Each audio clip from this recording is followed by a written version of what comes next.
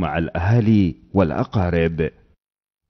نظم نشطاء شباب حفل خيري في أحد أماكن إيواء نازحي محافظة نينوى بمناسبة عيد الفطر لمنح أطفالهم فرصة الاحتفال بالعيد.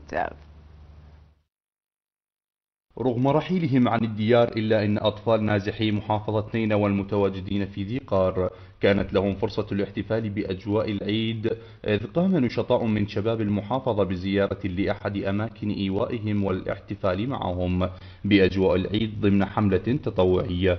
زيارة النازحين المتواجدين في مركز مدينة الناصرية لإدخال البسمة على أطفالنا وحرمانهم من العيد، قمنا اليوم بمشاركتهم وتوزيع بعض الهدايا وبعض الملابس لمشاركتهم هذه الفرحة. حبينا نجي نزور عوائلنا النازحة اللي نزحت من الموصل، وهي جزء جزء من عندنا، واهلنا واخواننا نفرحهم بالملاعب بالضحكة بالونسة بالاغاني، مثل ما اخواننا نفرحهم ونطلعهم مدينة العاب، هم نجي نفرح هاي الاطفال. النازحون من جانبهم عبروا عن امتنانهم لمثل هذه المبادرات الشبابية التي أنستهم آلام الغربة. احنا من منطقة سلنا جينا هنا الناصرية، نشكر شباب هاي ثاني مرة يزورونا هنا، نقول لكم رحم الله والديكم وكل عام وانتم بألف خير. اليوم فرحوا الجهال، زارنا شباب ذي قار واحنا الحمد لله والشكر.